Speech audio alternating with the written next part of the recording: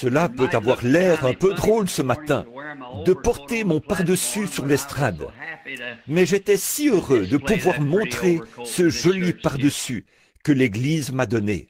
L'autre jour, j'ai vu ici Frère Neville avec ce joli complet qui lui allait si bien. Et j'ai pensé, il lui allait si bien.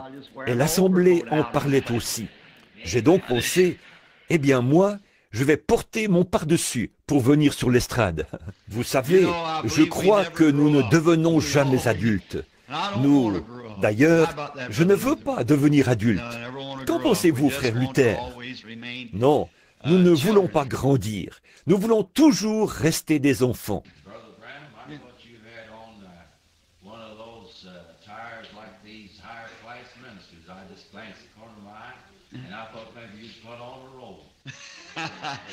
C'était élogieux pour ce beau pardessus.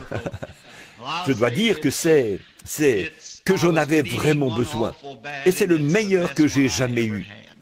Et je l'apprécie vraiment beaucoup. Frère Roy Robertson, je ne sais pas s'il est ici ou non ce matin, mais il a eu quelque chose à dire quant au choix de ce pardessus. Il a vraiment fait un bon choix. Et nous sommes très, très contents de l'avoir. Ainsi, nous sommes très heureux d'être de retour dans la maison du Dieu vivant ce matin et de profiter de ces merveilleux moments de communion fraternelle autour de sa précieuse parole. Le Seigneur voulant, je devrais bientôt partir outre-mer. Vous avez dû voir dans La Voix, le journal des hommes d'affaires, que je vais partir outre-mer le mois prochain.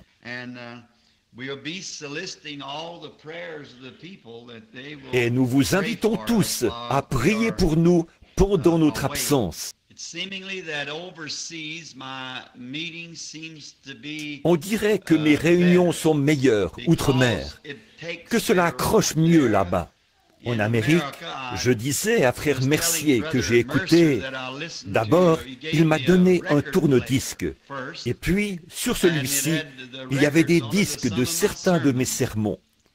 C'est là que j'ai réalisé que si jamais quelqu'un m'écoutait, cela résulterait de la grâce de Dieu à leur égard, car je me suis dit que j'aurais quand même pu faire un peu mieux. Oh, et voici qu'il enregistre aussi ça, un petit... Vous pouvez bien couper cette partie, voyez-vous. Il a tourné son pouce contre le bas. Je pense que cela signifie qu'il va couper cette partie-là. Mais je vous le dis, j'ai été tellement surpris. La prédication la plus médiocre que j'ai jamais entendue de ma vie, c'était bien la mienne. Vraiment, sur ce disque-là. Et cela m'a rendu si nerveux que je n'ai même pas pu manger mon dîner. Je suis tombé malade et j'ai dû quitter la table. Je n'ai pas pu dormir cette nuit-là. Et hier, je suis allé au Kentucky avec frère Wood. En revenant, j'ai dit, frère Wood, je ne sais pas comment je m'y prends pour qu'une personne vienne m'entendre parler. C'est si médiocre. Et je ne fais que me répéter. Et puis la grammaire qui fait défaut. Et pour ce qui est de la ponctuation, il n'y en a tout simplement pas. Je ne sais pas. J'ai dit, dans un certain sens, cela m'a encouragé. Parce que j'ai vu que Dieu doit être là derrière. Sinon, personne ne viendrait. C'est vrai. Alors que je parlais à frère Collins, je suppose qu'il est quelque part dans le bâtiment. Je lui ai dit, il est venu me trouver, et je lui en parlais. J'ai dit, frère Collins, en vérité, j'ai dit, il y a près de 30 ans que je suis prédicateur. Je devrais certainement savoir ce qu'est un sermon. Et j'ai dit, c'est le plus médiocre que j'ai jamais entendu. Lui-même est prédicateur méthodiste, et son frère est un homme assez important dans la dénomination méthodiste. Et il a dit, eh bien, je vais vous dire, frère Branham, il se peut que votre ponctuation et que vos phrases ne se terminent pas comme il faut, et ainsi de suite. Mais avez-vous déjà pensé à cet homme qui a prêché le jour de la Pentecôte, qui ne savait même pas signer son nom, et qui s'appelait Pierre? Il a dit, je peux m'imaginer que son discours n'était pas ponctué tout à fait correctement. Mais voyez-vous, ce qui incite un homme à regarder à cela, ce sont ces émissions radiophoniques qu'on entend, où tout est déjà sur papier. Vous voyez, ils peuvent donc mettre cela au net, avec la ponctuation et tout, parce qu'ils le lisent. Et je me suis tenu auprès de Charles Fuller, alors qu'il prêchait derrière une mangeoire à peu près grande comme ça qu'il utilisait comme estrade. Et tout ce qu'il a dit, il ne faisait que le lire. Point 1, point 2, point 3, point 4, et ainsi de suite, jusqu'à ce qu'il ait tout dit. Et cela était chronométré, déjà censuré pour la radio et tout. Pour ce qui est de Billy Graham, j'ai aussi vu ses prédications. Et tout ce que lui et les autres font, c'est se tenir là et parler. Lisons simplement cela aussi vite que possible. Tout est déjà préparé. Je pense qu'à ce moment-là, vous pouvez avoir une ponctuation correcte. Mais le problème avec moi, c'est que je n'arriverai même pas à le lire. Si c'est moi qui l'écrivais, je suis sûr que je ne pourrais pas le relire. Ainsi, c'est sa grâce étonnante, n'est-ce pas, en voyant ce qu'il peut faire pour nous. Mais je suis reconnaissant de pouvoir commencer maintenant, de terminer une année et en recommencer une nouvelle. J'ai écouté une ligne de prière et je n'étais pas non plus satisfait de la ligne de prière en écoutant cela. C'est la première fois que je m'écoutais apporter un message et assurément, j'ai été surpris. La ligne de prière ne va pas comme il faut. Et je pense qu'il viendra un temps où il faudra que les gens sachent tout en ce qui les concerne avant qu'ils croient. Dès le premier de l'an, je veux donc changer cela. Je commencerai simplement la ligne de prière. Et lorsque le Seigneur me parlera au sujet de quelqu'un, me disant que telle personne est en dehors de la ligne ou que quelque chose ne va pas, c'est sur cette personne-là que je m'arrêterai. Les autres passeront sans s'arrêter. Autrement, on ne peut pas en faire passer suffisamment, voyez-vous. Les gens connaissent leur état. Ils savent qui ils sont et ce qu'ils ont fait. Mais s'il y a quelque chose en eux qui n'est pas tout à fait en accord avec Dieu, alors ce sera le moment de s'arrêter sur cette personne, voyez-vous, et de se dire, voici la personne en question. Ainsi, je crois qu'il y aura des modifications qui se feront, frère Léo, comme j'ai entendu cela. Et j'espère que Dieu nous viendra en aide dans l'année à venir. Je crois que ce soir, il y aura service ici au tabernacle. Et je dois être là-bas, sur la route 62, avec le frère Raddle, ce soir. J'ai cru comprendre qu'il y aura un service de longue veille ici. Frère Raddle m'avait invité à participer à son service de veille. Mais j'ai pensé que peut-être je reviendrai au tabernacle pour ce soir-là, étant donné que j'essaie toujours d'être au tabernacle la veille du Nouvel An. Je voulais donc revenir pour être ici avec les frères. Aussi, ai-je fait un genre de compromis. Je serai avec le frère Raddle ce soir, là-bas sur la route 62, à l'ancien club 62, qu'on a transformé en église. Et mercredi soir, je reviendrai ici pour le service de longue veille. Puis jeudi, nous partirons pour Chicago et nous continuerons pour aller ensuite à Philadelphie et de là, outre-mer. Et ce matin, nous ne voulons pas vous retenir trop longtemps, parce que nous avons encore des entrevues et les services vont continuer. Oh, dites donc, depuis le dernier service de prière ici, je suis très reconnaissant des résultats qui sont ressortis du dernier service de prière. C'est vraiment merveilleux ce que le Seigneur peut faire lorsque son peuple s'assemble. Ceux qui sont, s'ils invoquent le nom du Seigneur, s'ils se rassemblent, je crois que c'est ainsi qu'il est écrit, et prient, alors Dieu les exaucera des cieux. Inclinons donc nos têtes un instant, tandis que nous nous tournons vers lui, afin qu'il nous donne l'inspiration nécessaire pour ce message. Seigneur, de génération en génération, tu as été notre refuge et notre force. Nos ancêtres, avant nous, se confiaient en toi, et ils n'étaient point confus. Ils ont cru en ton saint nom, et ils parurent comme des lumières brillantes. et nous considérons leur vie parce que, comme le poète l'a dit, elles laissent des empreintes sur les sables du temps. Nos départs laissent derrière nous des empreintes de pas sur les sables du temps. Alors nous voyons que ceux qui se sont confiés en toi, à coup sûr, s'en sont bien sortis. Quoiqu'ils aient traversé bien des eaux profondes et de grandes épreuves et des persécutions, malgré tout, tu finissais toujours par les en faire sortir plus que vainqueurs, parce que c'est ce que ta parole promise a dit que tu ferais. Et notre prière aujourd'hui, c'est que tu veuilles bien bénir cette petite église, bénir son pasteur, notre brave frère Neville, ainsi que sa famille. Nous te demandons d'être avec lui au cours de cette nouvelle année, de l'oindre d'une façon plus grande encore, et de le bénir à tous égards. Accorde une pleine santé à sa famille, aux tout petits qui grandissent. Garde frère Neville robuste et en bonne santé. Bénis également cette Église et chacun de ses membres. Le conseil d'administration, combien nous les aimons. Ce sont vraiment de vaillants hommes de Dieu. Et le conseil des diacres, eux aussi sont des vaillants serviteurs. Et tous les gens qui viennent ici, nous sommes reconnaissants pour eux, Seigneur. Cela réchauffe le cœur de voir que ce petit étang et ce petit carré de mauvaises herbes qui se trouvaient là au coin de la rue il y a bien des années ont été transformés en un phare pour le royaume de Dieu. Et je prie au Dieu qu'il reste debout jusqu'à ce que Jésus revienne.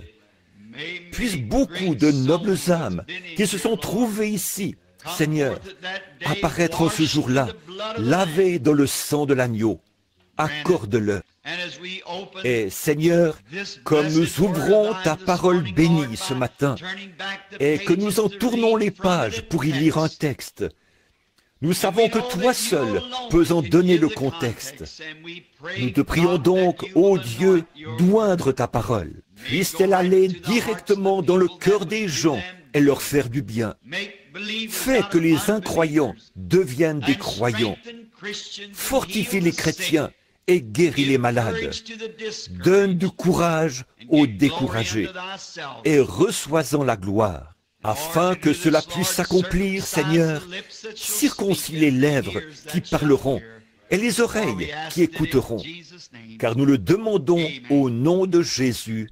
Amen. Announcing a little text that fell on my heart since last Sunday. Voici un petit sujet que j'ai à cœur depuis dimanche dernier. Je parlais des mages venus pour voir Jésus et de l'étoile qu'ils ont suivie depuis l'Orient. En étudiant cela, je suis tombé sur un passage de l'Écriture et, comme je n'ai pas pu être ici la veille de Noël à cause d'un service dans une prison, j'ai pensé parler aujourd'hui du sujet suivant. Pourquoi la petite Bethléem? Et je désire lire dans le livre du prophète Michée, l'un des petits prophètes, le verset 2 du chapitre 5. Nous y lisons ceci.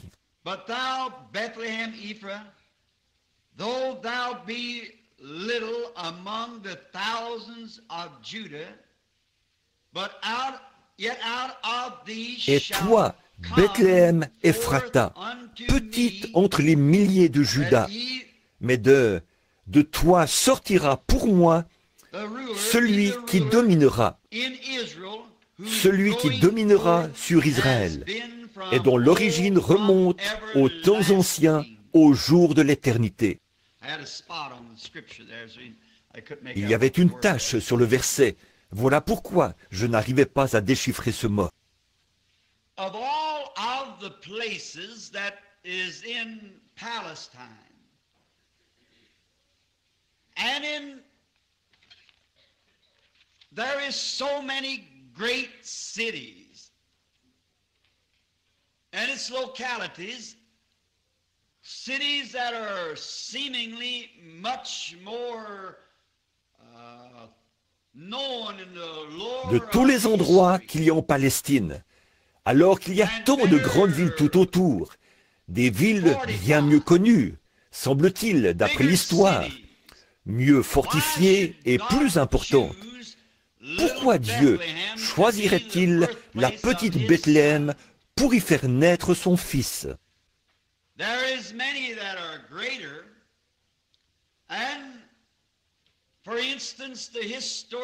Beaucoup sont plus importantes. Par exemple, le lieu historique de Jérusalem, la fière Jérusalem, la grande capitale, l'une des plus grandes villes de Palestine. Nous nous demandons alors pourquoi Dieu choisirait la toute petite ville de Bethléem comme lieu de naissance pour son fils. Mais comme les Écritures l'ont déclaré, ce que Dieu a résolu s'accomplira. Et si Dieu n'avait pas déterminé d'avance qu'il en serait ainsi, jamais il n'en aurait été ainsi.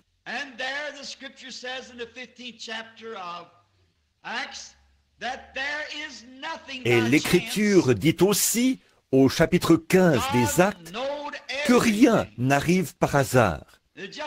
Dieu savait tout. Ce n'est pas simplement arrivé comme cela, par hasard. C'est que Dieu l'a fait arriver ainsi. Et puis, nous, avec notre petite intelligence limitée, nous nous mettons à réfléchir. Pourquoi le grand roi du ciel choisirait-il un petit endroit comme celui-là, au lieu de la capitale? Au lieu de... Il y avait même bien des endroits dont le passé spirituel était supérieur à celui de Bethléem.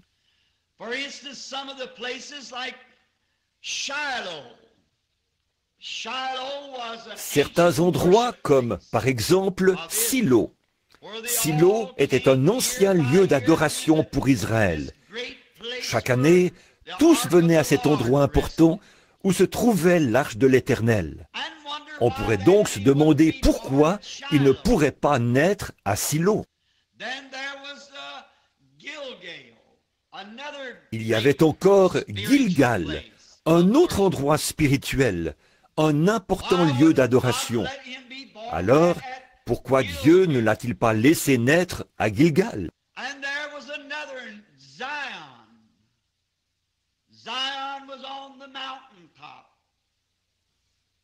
Il y en avait un autre appelé Sion.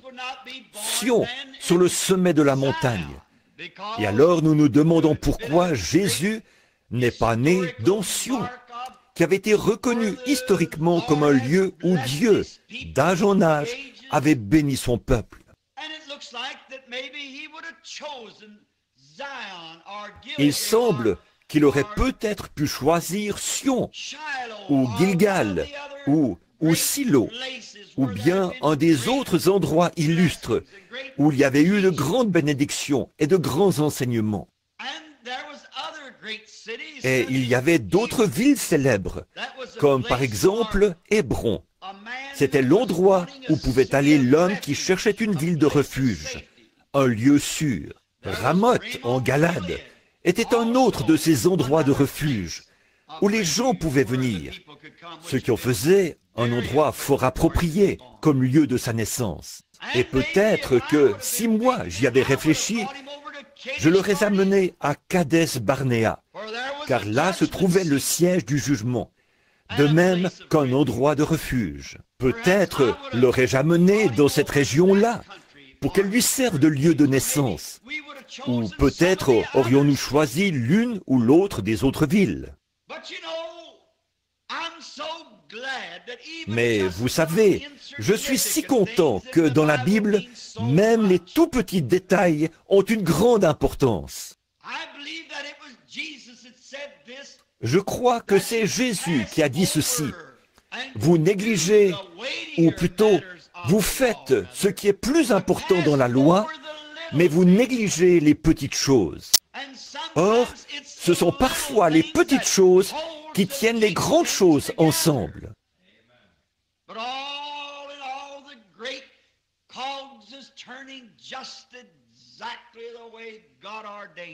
Mais, tout considéré, les grands rouages s'engrainent exactement comme Dieu l'a voulu. Jamais un seul ne fera défaut. Dieu a prédestiné toutes choses et tout doit se placer exactement comme prévu. Alors, quand notre foi en arrive là et que nous nous mettons à penser, qui donc est derrière tout cela? Quel est le ressort principal qui fait tourner cette grande économie de Dieu? Nous découvrons que c'est le Saint-Esprit. Il n'a pas été remis entre les mains de l'homme de faire les choses, mais entre les mains du Saint-Esprit. Il est le ressort principal. Et s'il peut réunir les autres instruments, tout fonctionnera parfaitement et indiquera l'heure exacte de Dieu. Nous voyons cela, et cela nous porte à réfléchir lorsque nous considérons ces grandes choses et comment nous voudrions qu'elles soient.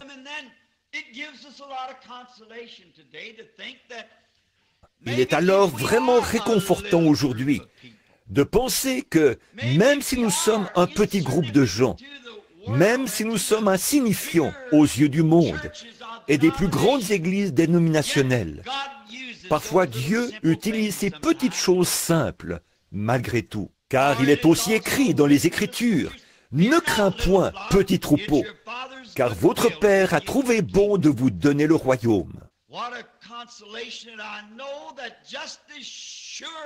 Quel réconfort pour moi de savoir qu'aussi sûr que Jésus devait naître dans la petite Bethléem, de même ce petit troupeau sera celui à qui le Père donnera le royaume, parce que c'est écrit.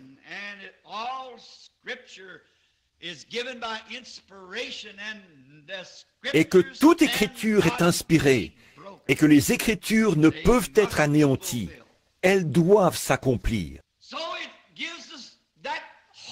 Nous avons donc l'espoir de savoir que c'est un petit troupeau qui recevra le royaume, un fidèle petit troupeau de croyants. J'espère être l'un de ces troupeaux, ou être dans ce petit troupeau, devrais-je dire. Et puis, nous connaissons l'histoire. La plupart d'entre nous sommes au courant du récit décrivant l'entrée d'Israël en Palestine par une promesse de Dieu.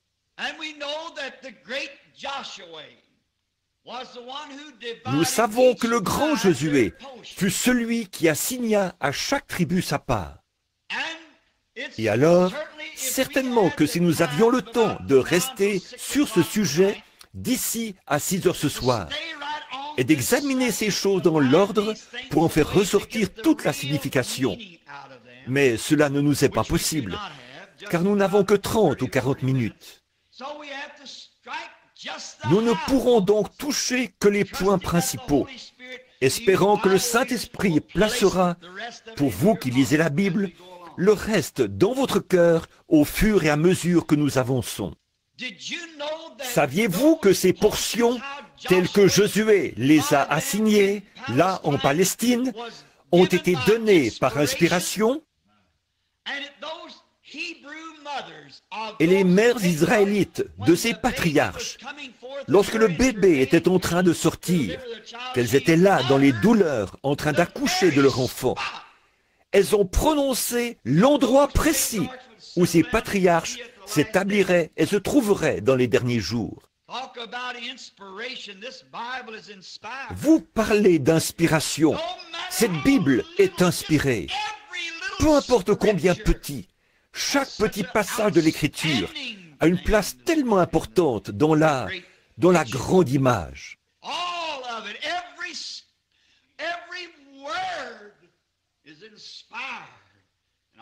Tout cela, chaque mot est inspiré. Et à cela est accrochée la destinée des âmes, car c'est là la parole du Dieu immortel et éternel. Et même ces mères, à la naissance de leur bébé, lorsqu'elles firent entendre leur voix, elles les placèrent là, dans la position qu'ils devaient avoir dans la terre promise des centaines d'années plus tard.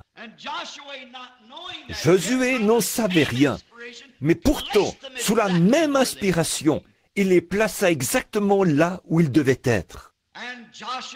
Et Josué, en faisant le partage, a donné une part à Juda.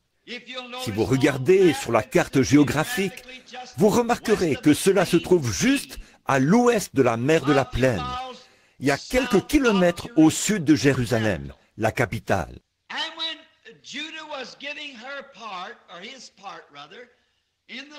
Et lorsque Juda a reçu sa part dans le pays, nous pourrions l'appeler sa province. C'est étrange, mais cette petite ville ne fut même pas mentionnée, Bethléem. Pourtant, elle se trouvait là, parce que Abraham, ou je crois que c'est Rebecca, qui fut ensevelie à cet endroit-là. Mais cela ne devait être qu'un tout petit village, parce que si vous lisez dans Josué 5, vous verrez qu'il y avait 115 villes principales qui appartenaient à Juda, sans compter les villages et les toutes petites villes. 115 villes sont mentionnées.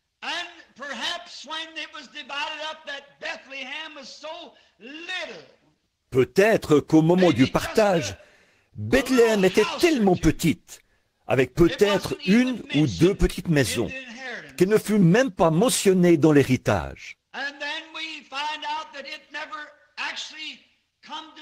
Et puis, nous voyons qu'en fait, elle n'a jamais été connue. Le fils de Caleb est celui qui l'a fondée. Il s'appelait Salma. C'est lui qui en était le fondateur. La Bible dit qu'il en était le père, c'est-à-dire qu'il était le fondateur de Bethléem. Autrement dit, il est probablement allé s'installer là-bas et y a ouvert des commerces. Et les échanges commerciaux ont contribué à son développement. Nous découvrirons la véritable raison pour laquelle, plus tard, le pays tout entier fut jaloux de ce petit coin de pays qui s'étendait vers le nord et vers l'est et qui descendait un peu en pente vers le sud, formant une sorte d'éperon.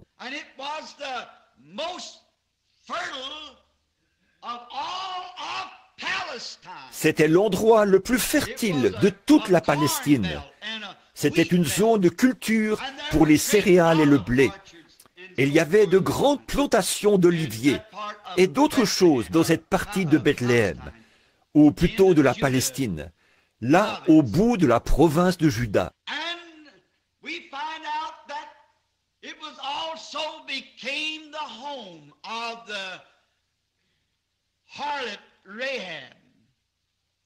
Nous découvrons que la prostituée Rahab est également allée s'installer là-bas, après qu'Israël eut franchi le Jourdain, qui marquait la frontière de la Palestine. Nous connaissons l'histoire de Rahab, la prostituée. Représentons-nous-la quelques instants ce matin, comme une jeune femme, une belle jeune femme, qui, à cause d'un malheur survenu dans sa vie, avait été contrainte, étant elle-même païenne, avait été contrainte de mener la vie qu'elle avait. Et souvent les gens sont contraints d'avoir la vie qu'ils ont. L'autre soir, je suis allé au pénitencier, voir un homme qui purgeait une peine. Je l'ai pris par la main et je lui ai parlé. Je lui ai dit, « Pourquoi donc avez-vous fait une chose pareille ?» Et, en me tenant la main, il s'est mis à parler. Il avait été contraint à faire ce qu'il avait fait. Et alors, je lui ai dit, « C'est que vous avez laissé cette chose vous contraindre à faire cela. Vous n'êtes pas obligé de faire cela. Aucun homme n'est forcé de boire. » J'ai dit, « Je suis moi-même nerveux, mais il n'est pas nécessaire d'avoir cela. » Et cette jeune femme, dès qu'elle eut entendu parler d'Israël pour la première fois, et de ce Dieu qui était un Dieu qui exauce les prières, pas simplement un Dieu qu'on prie, mais un Dieu qui répond ensuite. Lorsqu'elle a entendu parler d'un Dieu qui accomplissait des miracles, qui pouvait faire des miracles, qui avait asséché la mer et fait pleuvoir du pain du ciel, alors son cœur s'est mis à trembler. Et alors, lorsqu'elle a entendu son premier message de la bouche de 2 prédicateurs qui s'étaient rendus là. Rapidement, elle l'a accepté de tout son cœur. Et un fil cramoisi fut attaché à sa fenêtre pour servir de protection à sa maison, parce qu'elle avait reçu le message. Je pourrais ajouter quelque chose ici. Saviez-vous qu'elle était un type de l'Église des nations?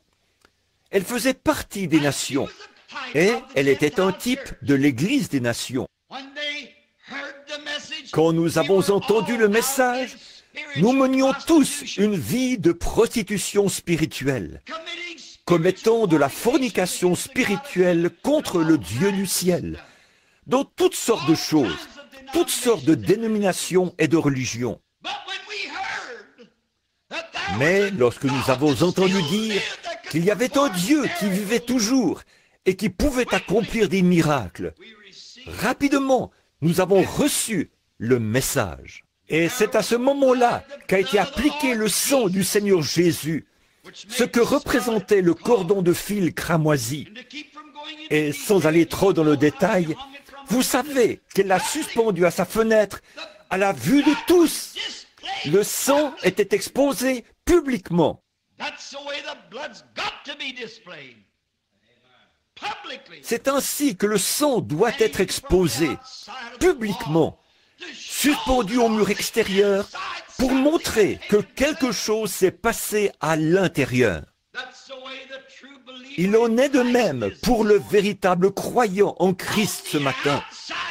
À l'extérieur se trouve, bien en vue, le sang du Seigneur Jésus, ce qui démontre que quelque chose s'est passé à l'intérieur. Et de ce fait, quand la colère a été déversée et que les trompettes ont commencé à sonner, Dieu a regardé d'en haut et a vu ce cordon de fil cramoisi, suspendu là en commémoration. Il s'est toujours plu à passer par-dessus le sang.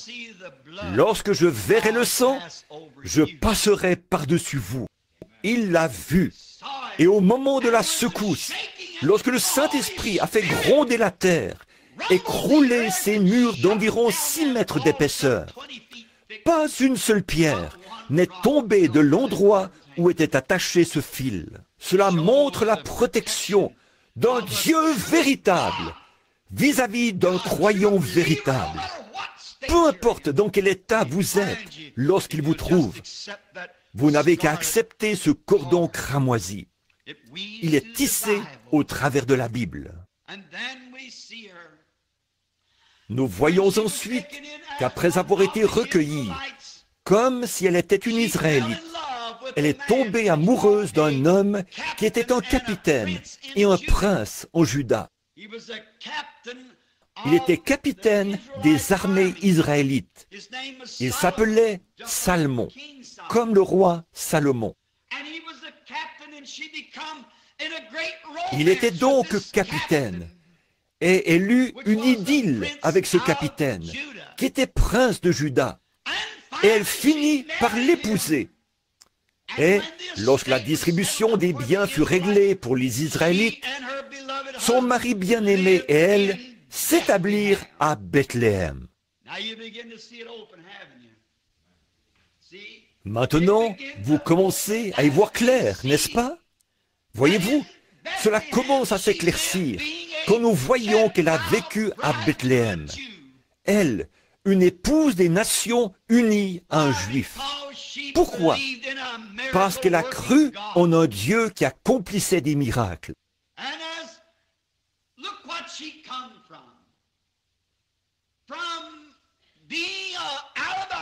Regardez d'où elle est sortie, d'une maison malfamée, d'une maison de prostitution. Par sa conversion et par sa foi immuable en Dieu, elle est passée d'une maison de prostituées à une belle maison à Bethléem. Quelle différence! C'est ce qui se passe pour chacun d'entre nous. D'une maison d'incrédulité, de frustration, d'actes immoraux et tout, à une place, une position en Christ, qui est des plus belles. Du ridicule au sublime. Voilà la différence que cela fait grâce à notre conversion. Et avez-vous remarqué qu'elle a épousé un prince de la maison de Juda, un capitaine. Ce capitaine représentait Christ, qui s'est choisi une épouse parmi les nations, passant de la place la plus basse à la principale et à la meilleure du pays. Nous démontrerons un peu plus loin au cours de notre message qu'il en a été ainsi et qu'il ne pouvait pas en être autrement. C'était là un type de l'Église des nations. Et nous voyons qu'ils ont eu une jolie maison à Bethléem, étant donné que Salmon l'avait fondée et qu'elle allait devenir un endroit important avec ses bonnes terres fertiles.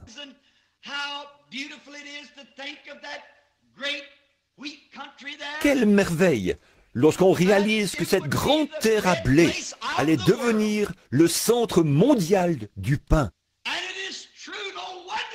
Et c'est vrai, ce n'est pas étonnant que Jésus ait dû naître là. C'est parce qu'il était le pain de vie. Toutes les nations venaient y chercher leur blé. Toutes les nations venaient y chercher leur grain. Car c'était là, à Bethléem, qu'il y avait toute cette terre fertile. Et même ce petit détail, vous voyez, le fait de dire « Oh, c'était la province du blé », cela avait une signification. Et vous voyez ce prince des nations, ou ce prince juif, prendre une épouse des nations et la conduire là, à Bethléem, pour s'y établir. Il a élu domicile là où il y avait du pain en abondance. Nous découvrons qu'à travers cette belle histoire d'amour et cette grande obéissance produite par la foi de la prostituée Rahab, celle-ci a donné à Salmon un fils du nom de Boz. Puis nous connaissons tous une autre belle histoire qui vient s'attacher maintenant à ce maillon. Boz est né à Bethléem, de Salmon et de la prostituée Rahab. Nous découvrons donc, des années plus tard, après que Naomi eut quitté le pays, qu'elle fut allée séjourner chez les Moabites, et qu'elle y eût été traitée si méchamment. Elle avait rompu la communion avec le reste des croyants pour aller, rétrograde qu'elle était, s'associer à un autre peuple dans un autre pays. Autrement dit, elle avait quitté l'Église des vrais croyants pour aller pendant quelque temps dans le monde, pour se joindre à une Église mondaine qui croit que tout est permis. C'est là qu'elle a perdu son mari. Et il n'est pas nécessaire qu'il s'agisse chaque fois d'une mort physique. Vous pourriez le perdre par une mort spirituelle, ou perdre votre épouse ainsi. Vous feriez mieux de rester sur un bon terrain. Vous feriez mieux de rester là où vous savez que vous êtes couvert par le sang. Peu importe l'apparence des autres, leur grandeur, les belles flèches qu'ils ont sur leurs églises, ou le timbre de ces grandes cloches. Vous feriez mieux de rester là où le sang couvre les péchés des gens. Sans quoi, vous pourriez vous perdre l'un l'autre. Et par-dessus tout, vous pourriez perdre le Seigneur Jésus et être exclu. Nous voyons ensuite qu'après que ses fils s'en furent allés, elle les avait perdus tous les deux. Elle est rentrée parce qu'il n'y avait pas d'esprit de réveil dans la ville à ce moment-là. Oh, combien j'aimerais m'arrêter ici quelques minutes. Combien j'aimerais relever cela et vous montrer que peu importe combien d'églises ont rétrogradé, restez sous le sang. Voilà l'endroit où il faut demeurer, dedans ou dehors, en haut ou en bas, par vents ou marées, où que ce soit, restez sous le sang. Cependant, Naomi a pensé qu'il serait préférable d'aller se joindre à un autre groupe, étant donné qu'ils avaient des problèmes, que le pain spirituel n'était pas là. mais Dieu le redonnera. Je redonnerai, dit l'Éternel. Restez dans le champ d'où il provient. Ainsi, nous voyons qu'elle a commencé à avoir un grand désir de rentrer, après avoir appris qu'un grand réveil avait commencé. Et vous remarquerez que Naomi est retournée pendant la saison des orges, comme la Bible dit, juste au temps de la moisson. En d'autres termes, alors qu'un grand réveil battait son plein, si on l'applique spirituellement, elle est retournée précisément en cette saison-là. Il ne lui restait rien. Elle n'avait plus rien. Et Orpa, l'épouse de l'un de ses fils, s'est mise à considérer tout ce qu'elle devrait sacrifier. Elle représentait l'Église moderne.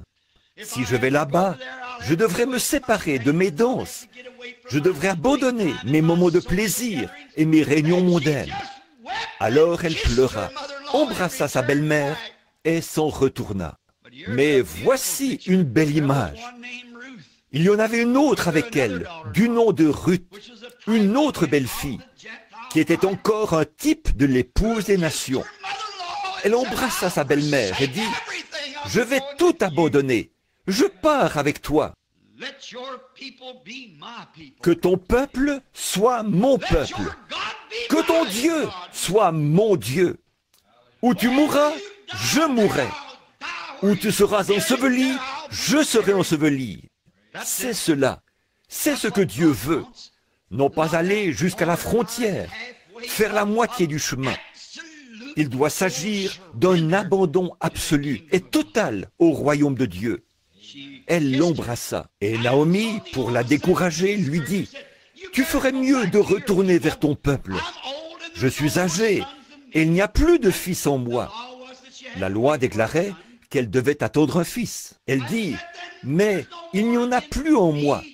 Et même si j'avais un mari et que j'ai ensuite un fils, tu serais alors trop âgé pour l'épouser. Donc retourne vers ton peuple. » Mais Ruth dit, « Je ne retournerai pas. » Une foi enracinée, fondée, une foi parfaite était entrée dans le cœur de Ruth. Elle dit, « Je vais avec toi. » Et elle s'attacha à elle. Elle se cramponna à elle. « Je serai là où toi tu seras. » J'aime cela. Nous connaissons la suite de l'histoire. Nous savons que ce grand Boz, qui était le maître de la moisson, s'occupait de la moisson à ce moment-là, et qu'il était un parent de Naomi. Et lorsqu'elle trouvait Ruth, là, dans la petite mission, en train de glaner, chaque petit brin de paille qu'elle pouvait trouver et qui avait encore des grains, elle le gardait, car pour elle, c'était la vie. Boz, étant le maître de la moisson, ordonna à ses moissonneurs d'en laisser tomber une poignée pour elle de temps en temps, ce qu'elle ramassa avec joie. Ce jour-là, elle bâtit ce qu'elle avait glané, et on récupéra un grand tablier tout plein. Et lorsque Boz sortit, lui le maître de la moisson, et qu'il regarda Ruth et vit sa fidélité, il tomba amoureux d'elle. Observez Boz, qui représentait Christ. Où se trouvait-il? À Bethléem. Où Ruth était-elle arrivée? À Bethléem. Où glanait-elle? À Bethléem. Pouvez-vous voir toute la portée spirituelle de ceci? Le cadre dans lequel se déroule cette grande scène? Dieu connaissait tout cela depuis le début. Alors elle commença à interroger sa belle-mère sur ce qu'elle devait faire. Et finalement, Ruth épousa Boz. Encore là, une femme des nations mariée à un prince en Juda. Et elle s'établit et vécut à Bethléem. Ô toi, la petite Bethléem, n'es-tu pas la moindre des principales villes de Palestine? Mais il a plu à Dieu, dont la connaissance et l'origine remontent aux temps anciens, au commencement, d'y faire naître son Fils. Il sait tout et fait concourir toutes choses, juste comme il faut. Ruth épousa donc Boz là-bas. Et lorsque Ruth et Boz se sont mariés, si nous avions le temps de nous attarder sur cette belle histoire, l'une des plus belles scènes d'amour de tous les âges, lorsque Ruth et Boz se sont mariés. Et vous rappelez-vous, oh, arrêtons-nous juste une minute ici. C'est simplement trop bon pour laisser passer cela. Ruth était une femme des nations. Elle n'avait pas d'héritage avec les Juifs, tout comme nous, des nations, n'avions pas d'héritage. Naomi était donc celle qui, en fait, devait hériter. Mais puisqu'elle avait perdu tout ce qu'elle avait au début, que tous ses biens avaient été vendus aux enchères publiques, elle avait donc été excommuniée et elle était partie. Alors, lorsqu'elle est revenue, il n'y avait qu'une personne qui pouvait racheter son héritage perdu. C'était le parent le plus proche d'elle. Boz savait cela. Il devait donc trouver un moyen de s'approprier cette jeune fille des nations pour en faire son épouse. Et que lui a-t-il fallu faire? Il lui a fallu acheter tous les biens de Naomi afin d'obtenir Ruth, car celle-ci faisait partie des biens de Naomi. Et le seul homme qui pouvait racheter, c'était quelqu'un de la famille, un proche parent. C'était là la loi de la rédemption. Et le seul moyen pour Christ de racheter la possession d'Israël rétrograde, c'était d'en devenir un parent. Et la seule façon pour Dieu de racheter la race humaine, c'était que Dieu lui-même devienne chair. Et Jésus était Dieu qui s'est fait parent de la race humaine. Il était Emmanuel. Il est devenu parent. Il a pris sur lui, non pas la forme d'un ange, mais la forme d'un serviteur qui a lavé les pieds et vécu. Et les renards avaient des tanières, les oiseaux du ciel avaient des nids, mais lui n'avait même pas un endroit où reposer sa tête. Il a mangé, il a bu, il a pleuré, il a ri, tout comme les autres hommes. Et il était Dieu, non pas un prophète, il était Dieu. Mais il devait être parent afin de racheter la race humaine perdue. Voici donc Boz dans ce grand type à Bethléem. Et regardez où ce parent est né, ce parent de la race humaine.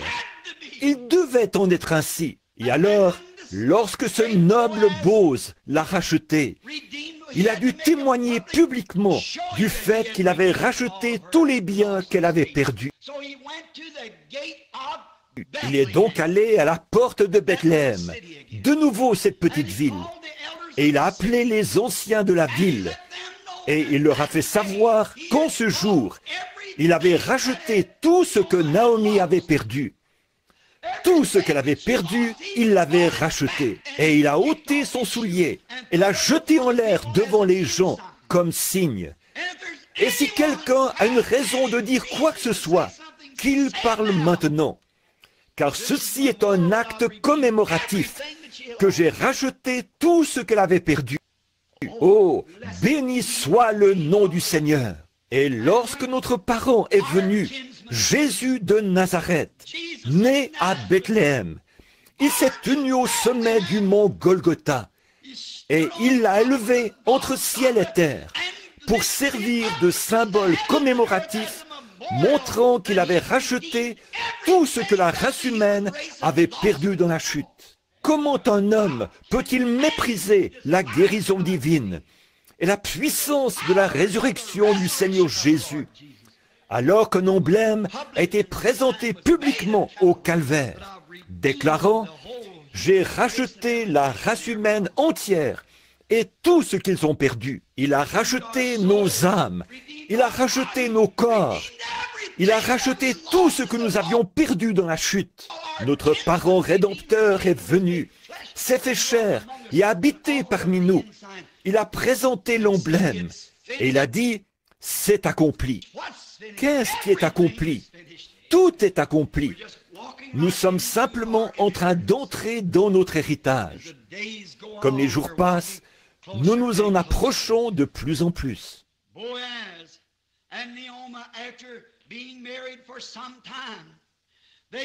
Boaz et Naomi, ils étaient mariés depuis un bout de temps, quand leur est né un fils qui a encore ajouté à la lignée, Obed, et lui aussi a engendré son fils, lequel s'appelait Isaïe. Et Isaïe a eu 8 fils.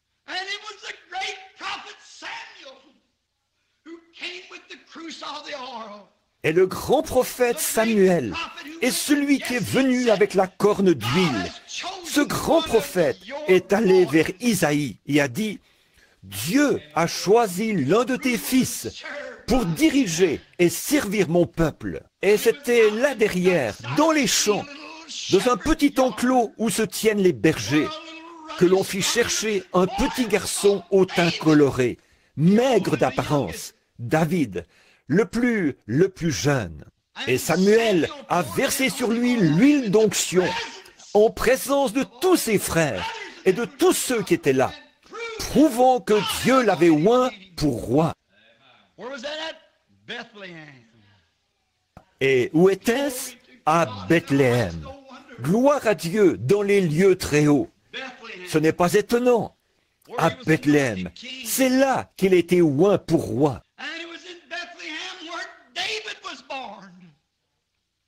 C'est à Bethléem qu'est né David. Et son plus grand fils, Jésus, devait aussi naître à Bethléem, parce qu'il y avait un lien si étroit entre les deux, son père et son fils. Ce grand-fils n'était pas seulement le fils, mais il était aussi le rejeton et la postérité de David.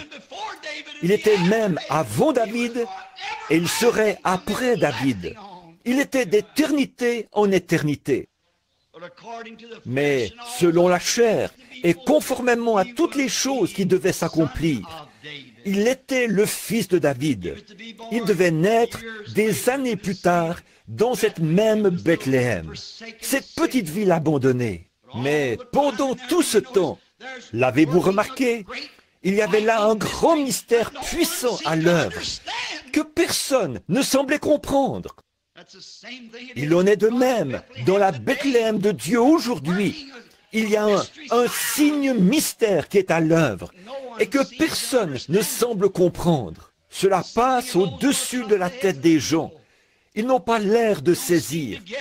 Peu importe ce qui est fait ou ce qui est dit. Et la partie mystérieuse de ce qui est fait, les gens regardent et disent « Oh, je pense que c'est en règle. » Et ils poursuivent leur chemin. Mais ils ne comprennent pas. Ils ne peuvent pas le saisir. Ils ne peuvent pas le comprendre. Et c'est ce que Dieu faisait à Bethléem, en Judée. Il était à l'œuvre. Toutes ces petites choses avançant pour aboutir à une grande tête. David, oh, quand, petit garçon encore, il a été oint pour roi. Il avait le teint coloré, mais il devait y avoir en lui quelque chose d'authentique qui a plu à Dieu. Il était tout petit. C'était le plus petit de la famille.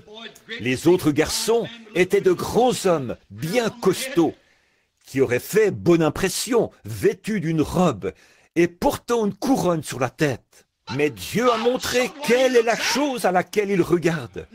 Non pas l'apparence extérieure, mais ce qui se trouve à l'intérieur de l'homme. Il a regardé à son cœur. Il savait ce qu'il y avait dans le cœur de David. Peu importe ce qu'il aurait l'air avec une couronne sur la tête. Il savait qu'il avait trouvé en lui un homme qui serait selon son cœur. C'est là ce que David serait, un homme selon son cœur. C'est pour cela qu'il a versé sur lui l'huile d'onction, ou fait verser sur David l'huile d'onction. Le nom David signifie bien-aimé. Comme ce fut bien représenté en Jésus, le bien-aimé, des années plus tard. Ce fils de David qui devait venir pour accomplir toutes choses qui avaient été promises. Cette petite ville de Bethléem est l'endroit où ces choses se sont passées. C'est sur ces mêmes petites collines de Judée, où David avait fait paître ses brebis, que bien des années plus tard, les anges ont chanté leur premier Noël, sur les collines de Judée qui dominaient Bethléem.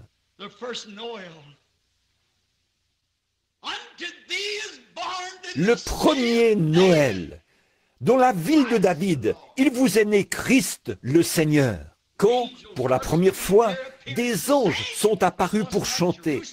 Ils ne sont pas venus à Jérusalem, dans la grande église, pas plus qu'ils ne sont venus à Gilgal. Ils ne sont pas venus à Silo non plus, qui avait été tout ce temps-là le lieu du culte religieux dénominationnel. Mais ils sont venus dans la petite Bethléem, où l'Esprit de Dieu avait agi d'une façon mystérieuse et avait produit quelque chose. C'est là qu'ils sont venus.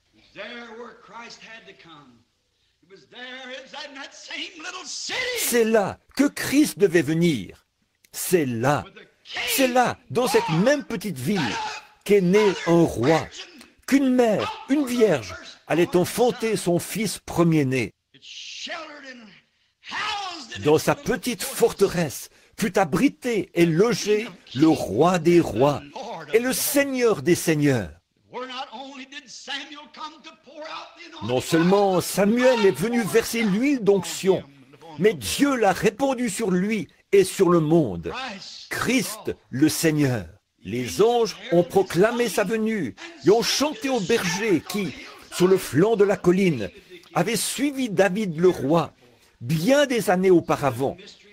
Voyez-vous le mystère de Dieu et combien il est grand? Il est né dans cette importante région où l'on cultivait le blé. Or, le blé fait partie des éléments de base pour le maintien de la vie. Et il était le pain de vie. Je suis le pain de vie. Celui qui mange ma chair et boit mon sang a la vie éternelle et ne mourra jamais, ni ne viendra en jugement. Mais il est passé de la mort à la vie. Bethléem, le nom Beth-El, B-E-T-H, Beth. Beth en hébreu signifie maison. Et elle est l'abréviation d'Elohim. Elohim veut dire Dieu. B-E-T-H, Beth. Et elle, c'est Elohim, c'est-à-dire Dieu, la maison de Dieu, où est déposé le pain de vie. Et elle, H-E-M. Terminez ce mot et ramenez votre L avec votre E. Cela signifie une miche de pain en hébreu. L-M. Et elle, c'est Dieu, Elohim. B-E-T-H, c'est pain. Ou B-E-T-H, c'est maison. Et elle, c'est Elohim abrégé. Et alors, et elle, hem, c'est pain. Qu'était-il? La maison du pain de Dieu. La maison du pain de Dieu. Maison, Beth, Elohim, Dieu. El, hem, pain. La maison du pain de Dieu. Voilà la signification de Bethléem. Où aurait-il pu naître ailleurs que là? Pourtant, c'était caché à tous, excepté à ce prophète. Il a dit, c'est de Bethléem qu'il sortira. Il regardait à Jérusalem. Il cherchait dans tous ces grands silos. Il regardait partout. Mais il est venu de Bethléem, parce que c'était la maison du pain de vie de Dieu. Il est le grenier de Dieu pour le monde. Et c'est là qu'il est né, à Bethléem. Il ne pouvait naître nulle part ailleurs. On pourrait relever bien des choses importantes que j'ai notées cette semaine, en étudiant les différents aspects spirituels liés au fait qu'il devait naître à Bethléem. Lorsque j'ai touché ces quelques points, le Saint-Esprit m'a saisi. J'ai dit, « Oh Dieu, cela suffit, je le vois à présent. » Il ne pouvait naître nulle part ailleurs qu'à Bethléem. C'était le lieu de provenance du pain pour la nation. Le pain de toute la maison d'Israël provenait de là. Et lui, il était le pain de vie qui est descendu du ciel, la manne spirituelle. Il devait donc venir de Bethléem, l'endroit où on allait faire la queue pour avoir du pain, l'endroit où se trouvait le pain. Bethléem, l'endroit où on faisait le pain. Or Jésus, qui était le pain de vie, a dit, « L'homme peut en manger et ne jamais mourir. » Un autre événement important que je ne voudrais pas oublier de mentionner, c'est lorsque David a traversé son moment le plus pénible. Lorsqu'il était en fuite, il avait déjà été oint. Il savait ce qu'il allait devenir. Il allait devenir roi. Dieu l'avait dit. Et pourtant, on le haïssait. Il se trouvait entre deux grands feux. D'un côté, il avait les Philistins à ses trousses, et de l'autre, Saül. Et lui était apatride. C'est ainsi que se tient l'Église aujourd'hui, la véritable Église vivante de Dieu. Elle est sans dénomination ou quoi que ce soit d'autre. Elle se tient seule, mais cependant, l'onction a été répandue sur elle. Elle sait ce qu'elle est.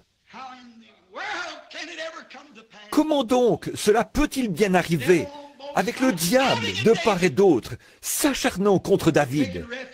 Il s'était réfugié dans des forteresses et dans des cavernes dans le désert, essayant de se cacher, avec une poignée de fidèles guerriers, juste quelques-uns qui croyaient comme lui. Mais ces hommes avaient foi en Dieu, que celui-là serait le roi. Ainsi en est-il des croyants aujourd'hui, qui sont cachés ici et là, mais ils savent qui va venir comme roi. Peu m'importe qui va être président, nous savons qu'il vient.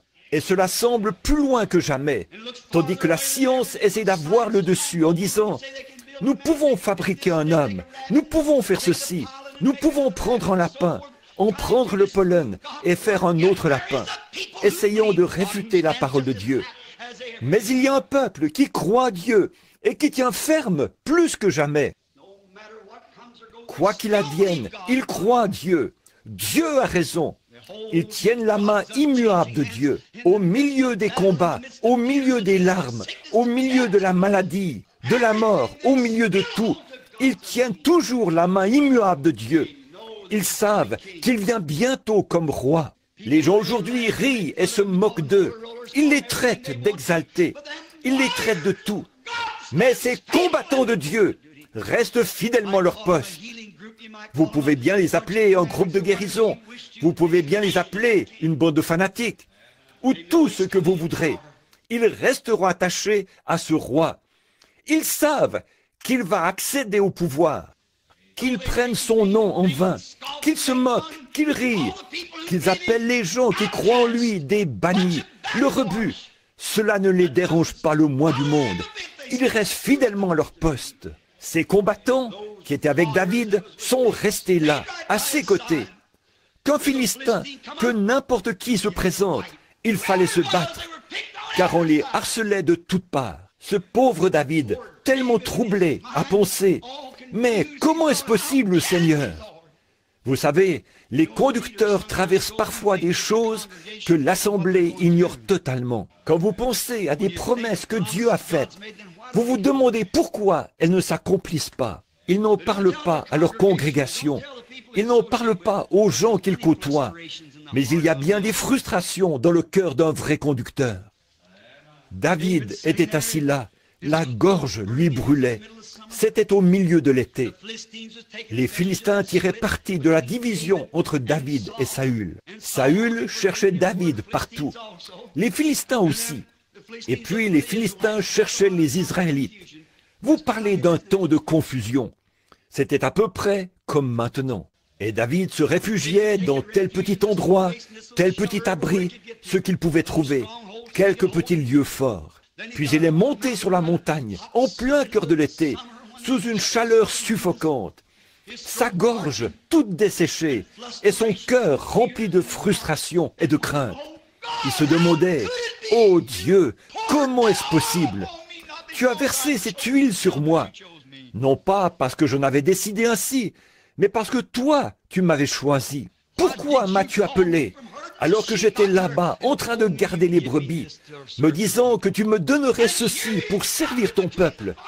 Et voici que tu m'as conduit au beau milieu de la bagarre. » De telles pensées traversaient son cœur. Il s'est assis sur la colline, et du haut de la colline, il a regardé. Les Philistins étaient entrés et avaient placé une garnison à Bethléem, le lieu même de sa demeure. Sa petite ville était donc tombée aux mains de l'ennemi. Et avec elle, la maison de son père, la maison d'Isaïe, était en esclavage, sous la coupe des Philistins. Sa propre nation et sa propre église étaient contre lui. D'une part, il combattait l'ennemi. De l'autre, il combattait les gens de l'église. Non pas qu'il le voulût, mais il y était forcé. Très souvent, nous sommes forcés de faire certaines choses et de dire des choses que nous ne voulons pas dire. Un vrai conducteur spirituel est contraint de le faire. Il doit prendre position et montrer ses couleurs. Je prendrai le chemin avec le petit nombre des méprisés qui suivent le Seigneur, comme l'a dit le compositeur. Il était donc là, en cette chaude journée, et sans doute il faisait les 100 pas en regardant en direction de cette longue vallée. Cela faisait environ 40 kilomètres, aller-retour pour aller jusque-là. De ce côté-là se trouvait la maison de son père, réduite en esclavage par les Philistins. De l'autre côté se trouvait Saül. Et voilà que celui-ci vient se mettre en plein milieu, parce qu'il avait pris position. Quel moment terrible! Israël était complètement divisé. L'Église était divisée en différentes dénominations, si je peux l'exprimer ainsi. Et voici David, qui se tenait de ce côté-ci, ne sachant que faire. Et cependant, sachant que sur lui reposait l'onction.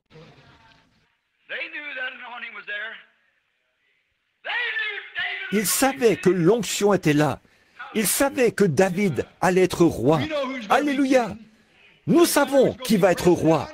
Peu importe qui va être président. Je sais qui va être roi.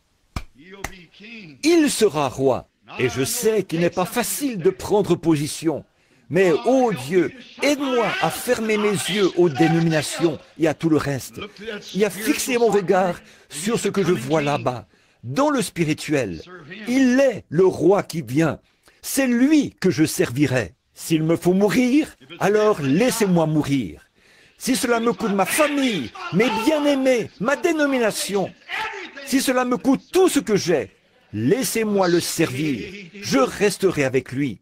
Voilà les combattants de Dieu, tels que ceux qui étaient avec David.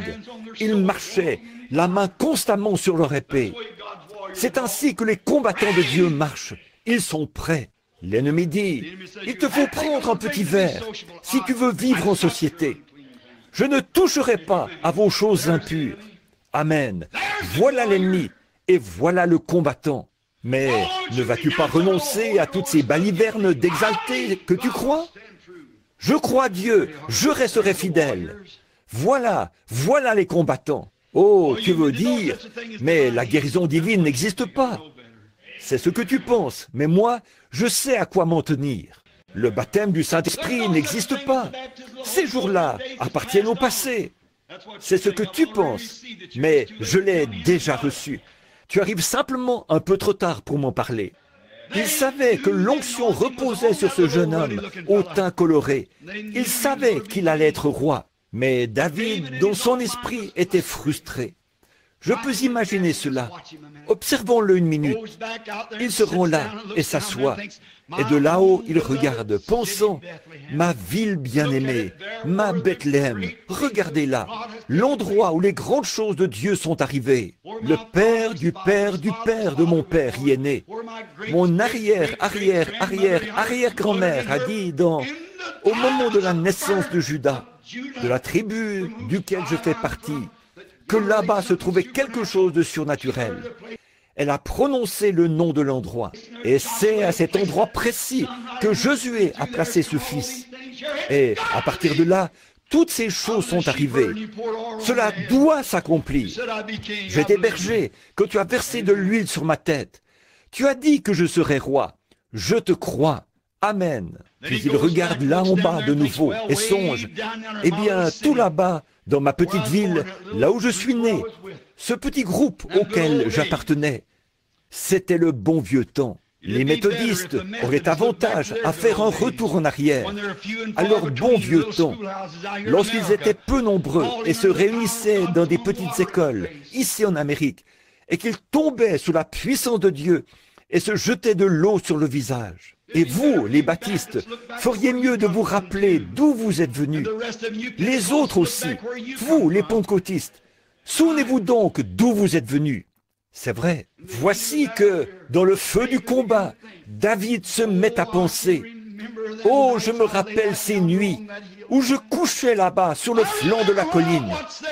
Je me rappelle lorsque j'observais les étoiles se déplacer dans le firmament et que Dieu parlait à mon cœur de petit garçon. Je me rappelle ce jour où je suis tellement entré dans l'esprit à contempler les nuages et les verts pâturages que, poussé par l'esprit, j'ai chanté à plein gosier. L'Éternel est mon berger, je ne manquerai de rien. Quand je marche dans la vallée des ombres de la mort, je ne crains aucun mal, car tu es avec moi. Oh là là! Et voici qu'il était précisément dans les griffes de la mort à ce moment-là, et des deux côtés. Et même quand je marche dans la vallée de l'ombre de la mort, ce bon vieux temps, quand l'Esprit était avec moi, quand Dieu était avec moi, que je chantais ses louanges et jouissais de sa présence. Je me souviens de la fois où un lion est venu un matin et s'est emparé de l'une de mes brebis. L'Esprit de Dieu est venu sur moi, et alors j'ai couru après lui. Je l'ai saisi et l'ai coupé en morceaux. Je me souviens de cette délivrance. Oh, je me rappelle le soir où, juste avant le coucher du soleil, un ours est venu et s'est emparé de l'une des brebis, et je l'ai tué. C'est grande délivrance. Je me souviens quand, tout enfant, je chantais ses louanges, pendant que je faisais paître mes brebis. Oh Dieu, ramène-moi à ce point-là. Ramène-moi à mon premier amour. Ramène-moi là-bas et redonne-moi mon bâton de berger. Redonne-moi mon troupeau de brebis. Laisse-moi tout seul là-bas à t'adorer. Il nous arrive de penser à cela, mais nous sommes dans le feu du combat. Il faut faire quelque chose. Il fut un temps où nous étions des garçons, mais nous sommes des hommes à présent. Le combat fait rage. Je me rappelle lorsqu'il y avait de la sciure par terre, et que les gens criaient et jubilaient, et qu'on ne pouvait pas pénétrer ici tellement il y avait du monde. Mais il n'en est plus ainsi aujourd'hui. La bataille fait rage. Il ne s'agit plus de William Branham, le tout jeune prédicateur. Il faut produire quelque chose. Oui, monsieur, il doit y avoir quelque chose de différent. L'heure avance. La bataille fait rage. La chaleur du feu se fait sentir. C'est le temps de la délivrance pour les gens, pour tous ceux qui sont trouvés écrits dans le livre. Maintenant, l'heure est venue. David, tout frustré, faisait les 100 pas en pensant « Oh, quelle chaude journée! Oh, ce qu'il fait chaud! Oh, Saül pourrait venir de cette direction-ci, et les Philistins de cette autre direction. Les armées nous entourent de toutes parts, et nous voici assis là, à l'entrée d'une caverne. Mais pourtant, l'huile d'onction est sur moi. Comment est-ce possible, ô Dieu? Comment est-ce possible? Oh, si seulement je pouvais boire quelque chose. » C'est alors qu'il retourne en pensée là-bas, aux portes de Bethléem. Il y avait là un puits. Aucune eau n'était comparable à son eau. Vous savez, la Palestine possède de la mauvaise eau. Leurs eaux sont contaminées et peuvent même transmettre la fièvre Blackwater, entre autres. Il y a aussi une grande partie de leur eau qui est alcaline et qui vous tuerait. Or, Bethléem est aussi le principal point d'eau de la province. Il n'y avait aucune eau comparable à celle de Bethléem. David pensait, « Oh, quand je partais avec mes brebis le matin, je passais près de ce vieux puits pour y boire. Oh, que son eau était fraîche et pure, et si désaltérante. Mais maintenant, sa gorge était en feu, et pourtant il était loin. Oh, si seulement je pouvais avoir un verre d'eau. » Et alors ces guerriers, dans son désespoir, il s'est écrié, « Oh, si seulement quelqu'un pouvait m'apporter à boire de ce vieux puits, là-bas, à Bethléem. Oh, après avoir rêvé au jour de son enfance et à ses victoires, il se voyait maintenant dans cet endroit, pris entre deux feux, et s'était crié, « Oh, si quelqu'un pouvait m'apporter de l'eau de Bethléem !» Ces guerriers ne pouvaient pas lire dans sa pensée, mais frère, ils l'aimaient avec tout ce qu'il y avait en eux. Le moindre de ses désirs était pour eux un ordre. 3 de ces puissants guerriers ont donc dégainé leur épée, se sont glissés hors du camp et se sont frayés un chemin sur une distance de 40 kilomètres. Lorsqu'ils sont partis, David s'est sans doute demandé, « Où sont-ils? Qu'ont-ils fait? Où sont-ils allés? Ne savaient-ils pas qu'ils risquent leur vie? » Ils s'étaient jetés dans les griffes de la mort, avec des embuscades dressées partout, sur une distance de 40 kilomètres. Les épées tournoyaient et les boucliers s'entrechoquaient. Mais leur homme, leur frère qui, comme ils le croyaient, allait devenir roi, désirait à boire. Oh frère, je me demande si les guerriers aujourd'hui sont prêts à se frayer un chemin à travers le formalisme, les doutes et l'incrédulité, pour exaucer les désirs du Seigneur en sa présence. Le moindre de tes désirs, si c'est l'Afrique, si c'est l'Inde, si c'est dans la rue, peu importe où c'est, le moindre de tes désirs, Seigneur, est pour moi un ordre. La mort n'est rien pour moi. La popularité, ce que je suis, ce que je serai, tout ça n'a aucune importance, Seigneur. Ce qui compte, c'est d'accomplir tes désirs. Voilà les guerriers qui se tiennent à ses côtés. Quand on me traiterait d'exalté, quand on porterait atteinte à ma réputation, quand on me jetterait à la rue, que m'importe? Ton désir est pour moi un ordre. Voilà le véritable soldat. Qu'ont-ils fait? Ils ont combattu sans relâche jusqu'à ce qu'ils soient parvenus à ce puits.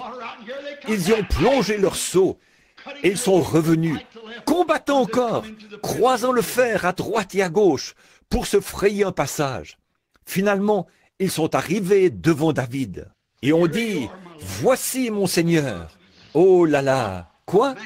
Un homme qui était tombé en disgrâce, un homme qui était haï de l'Église, un homme qui était haï du roi, un homme qui était haï des Philistins, un homme qui était haï presque de toutes parts, excepté du petit groupe qui le suivait. Eux savaient qu'il était le roi qui allait bientôt venir. Je sais qu'aujourd'hui, nous chantons de beaux chants, nous bâtissons de magnifiques églises, nous avons de beaux cantiques et tout. Nous le louons ainsi. Seulement, Jésus a dit, « Mais votre cœur est éloigné de moi, car vous enseignez des préceptes qui sont des commandements d'hommes. » Que le Saint-Esprit vienne et fasse quelque chose dans l'Église, montrant la présence de Jésus-Christ, et ils vous jetteront dehors. C'est en vain que vous m'honorez. Ils adorent, mais c'est en vain que vous le faites, en enseignant comme doctrine des traditions d'hommes. Mais il y a des combattants qui croient en lui. Il y a des combattants qui se tiennent à ses côtés avec une compréhension spirituelle, comme il y en avait là-bas dans la petite Bethléem. Assurément. David a pris ce seau d'eau, l'a regardé, et la Bible dit qu'il l'a répandu par terre. Il a dit, « Seigneur, loin de moi la pensée de boire cela, parce que tes guerriers ont risqué leur vie pour aller là-bas et pour m'apporter cette eau. C'est là le sang des hommes. Je ne peux pas le faire. Et cette eau pure, pour laquelle ils avaient risqué leur vie, en franchissant les lignes ennemies et en se rendant là-bas. David l'a répandu par terre, comme offrande volontaire au Seigneur. Ce n'était pas un geste mesquin, c'était simplement pour accomplir les Écritures. Parce que, bien que Jésus de Bethléem soit le pain de vie, il est aussi l'eau de la vie, assurément. Qu'a-t-il fait? Il était représenté à la fois en David et en ses guerriers, parce qu'il était le roi, et il était le guerrier qui est venu et s'est frayé un passage à travers les lignes de l'ennemi. Amen. Il a conquis la mort, l'enfer et la tombe. Il a répandu son propre sang, afin que s'accomplit Jean 3, 16. Car Dieu a tant aimé le monde qu'il a donné son Fils unique, afin que quiconque croit en lui ne périsse point, mais qu'il ait la vie éternelle. Ce n'est pas l'eau qui représentait cela qu'il a donné, mais lui-même était cette eau. Autrement, c'était la mort, pour qu'un peuple qui périssait ait la vie. Comment l'a-t-il fait? Par son propre sang, en le répandant, non pas en le renversant, ce serait un accident, mais il l'a répandu librement au calvaire, après qu'il eut fait une percée à travers toutes les lignes de l'ennemi. Alors, il a répandu son sang avec sa vie, afin qu'il puisse être le grenier pour le monde, et la fontaine remplie de sang, tirée des veines d'Emmanuel. Et les pécheurs plongés sous ce flot perdent toute marque de culpabilité. Voilà pourquoi il est né à Bethléem. Voilà pourquoi il devait y venir. Parce que c'était le centre pour le pain de vie. C'était aussi le centre pour l'eau. Quelle sorte d'eau? Les eaux de la vie. Et en Jésus se trouvait à la fois le pain de vie et les eaux de la vie. Par conséquent, il devait venir et naître à Bethléem. Toi, Bethléem de Judée, n'es-tu pas le moindre de tous les grands princes? Tu n'es qu'un simple petit prédicateur. Tu es simplement un petit. Mais de toi sortira celui qui dominera et dont l'origine remonte aux temps anciens. Et il existe depuis toujours et d'éternité en éternité. Voilà pourquoi il est né à Bethléem en Judée. Cela lui a servi de berceau. Et mon frère, l'endroit où il veut avoir son berceau aujourd'hui, c'est dans votre être, dans votre propre cœur, afin qu'il puisse manifester par vous les eaux de la vie, un peuple qui périt, et le pain de vie, un peuple affamé. Il est le pain et l'eau de la vie. Les deux choses essentielles à la subsistance de l'homme sont le pain et l'eau. Sa promesse est certaine. Inclinons nos têtes un instant.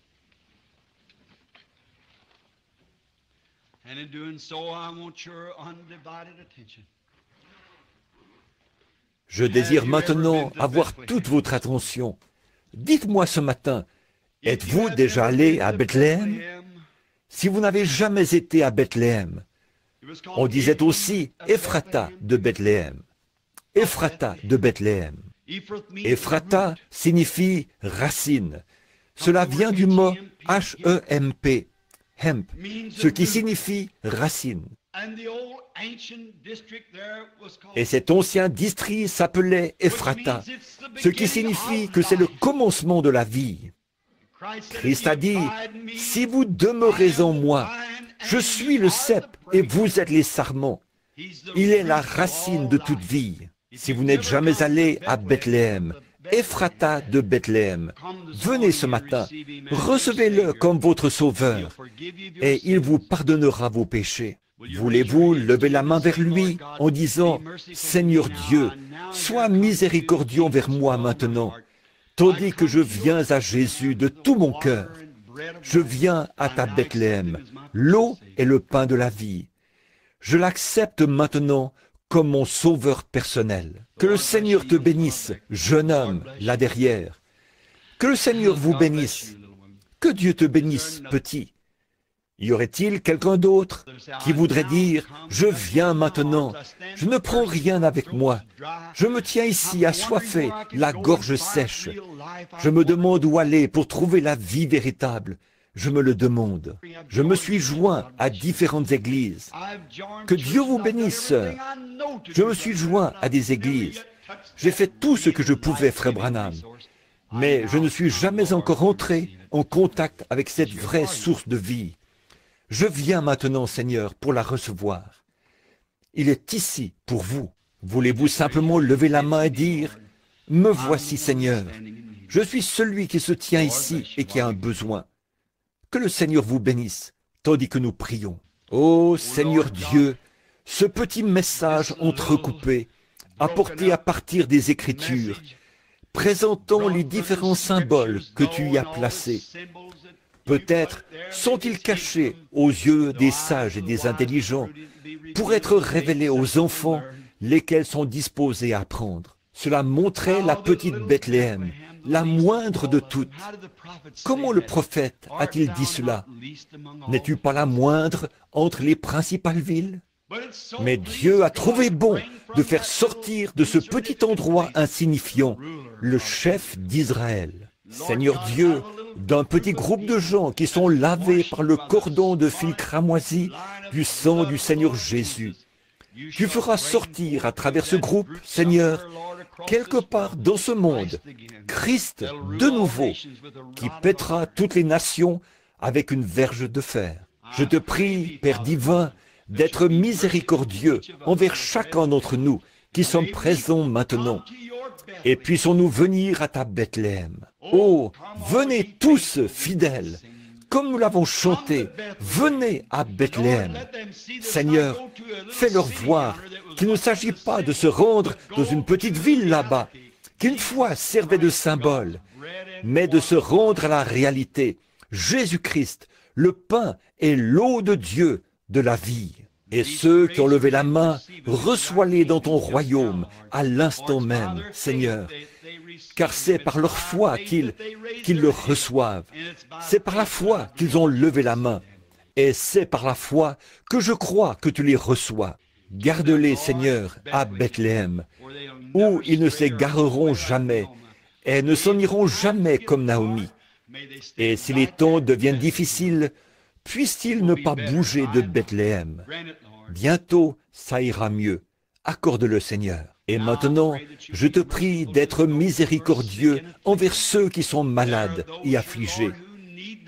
Il y en a ici, Seigneur, qui ont besoin d'être touchés par ta main guérissante. Ô Seigneur, tu as restauré Bethléem et l'as ramenée à toute sa gloire précédente. Tu l'as restaurée au temps de la dépression, quand elle était malade. Tu l'as ramenée et tu as fait venir Naomi à la saison des orges. Et maintenant, Père, nous te prions de ramener chaque Naomi et chaque personne ici qui est dans le besoin. Je te prie, ô Dieu, ô Seigneur, nous sommes en pleine saison des orges. Ce grand pain d'orge qui a été vu roulant de la colline jusque dans le camp de l'ennemi. Je te prie, ô Dieu, d'amener ce grand pain d'orge dans le bâtiment maintenant et qu'il serve d'expiation pour les maladies des gens, aussi bien que pour le péché, et guéris chaque personne qui se trouve dans la présence divine. Je sens, Seigneur, peut-être n'est-ce qu'une impression personnelle, mais je sens que tu es prêt. Je sens ta proximité. Maintenant, ici, je crois que tu es ici. Je ne dis pas ceci à cause des gens. Ô toi qui connais le cœur de l'homme, je prie, Seigneur, qu'il puisse, d'une façon ou d'une autre, saisir la vision ce matin comme ces guerriers. Que ta grande omnipotence, ta grande puissance, ta grande présence, ce que tu es, le Fils de Dieu, le Roi, le Oint, que tu es au milieu de nous.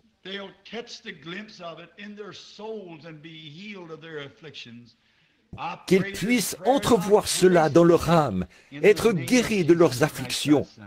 Je prononce cette prière en leur faveur, dans le nom de Jésus-Christ, ton Fils. Amen.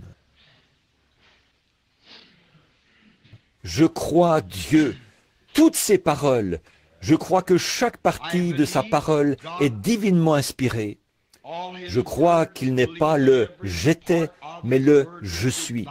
Cette présence éternellement vivante.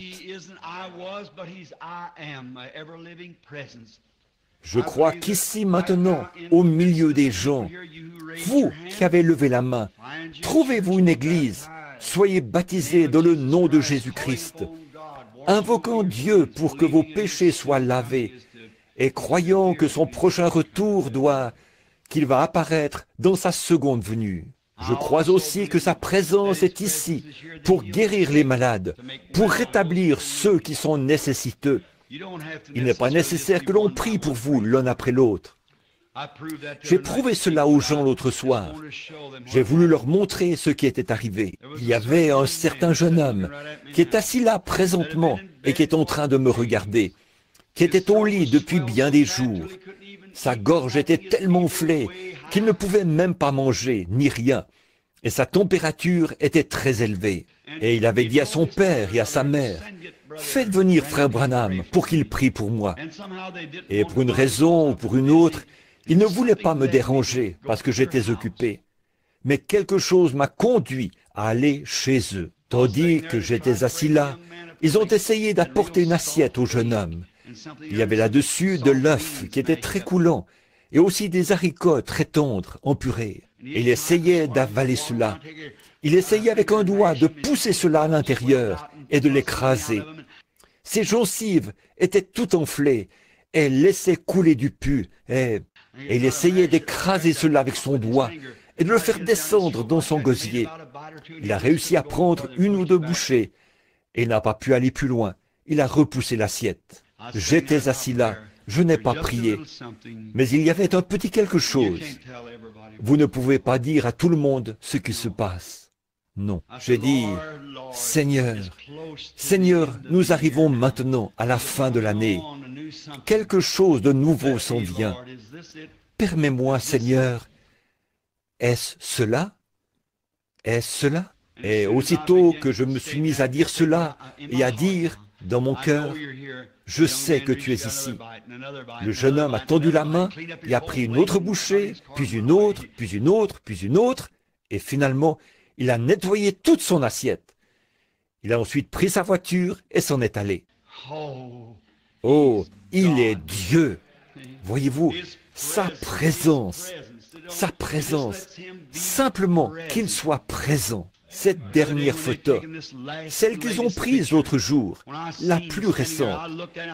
Lorsque je l'ai vue là-dessus, ce tenant-là, j'ai regardé et je me suis dit, eh bien, j'ai déjà vu l'ange du Seigneur sur des photos. Je sais que c'était merveilleux. Mais lorsqu'il a pris celle-ci, puis, vers les 3 heures du matin, il m'a réveillé et m'a dit ce que cela signifiait. Il m'a tout expliqué, à propos de l'armure et tout. Il m'a montré des choses là-dessus que je n'avais jamais vues. Je suis allé chercher la photo, je l'ai regardée, et là, j'ai vu. Je n'avais pas vu ça auparavant. Oh, quel sentiment cela a suscité en moi. Quel réconfort de savoir qu'il est présent. Il est ici, simplement sa présence. Et la présence du Seigneur était là pour guérir les malades. La présence du Seigneur est ici pour guérir les malades. La présence du Seigneur est ici pour amener les pécheurs à reconnaître leur état. La présence du Seigneur est au milieu de son peuple et il est la Bethléem de Dieu, remplie de pain et d'eau.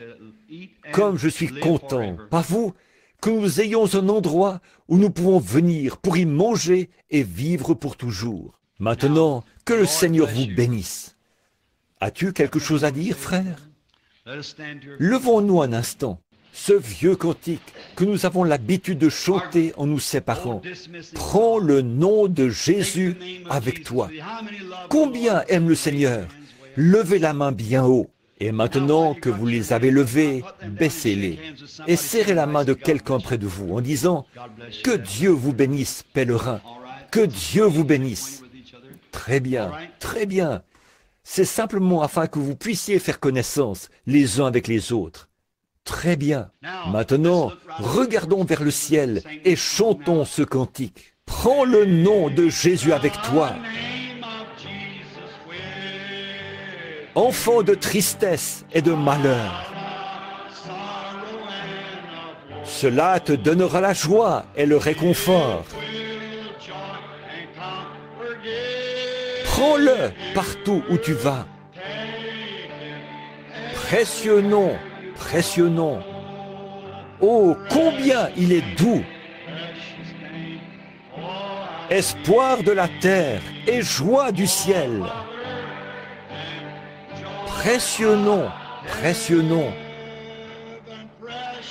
Oh, combien il est doux. Espoir de la terre et joie du ciel. Maintenant, souvenez-vous,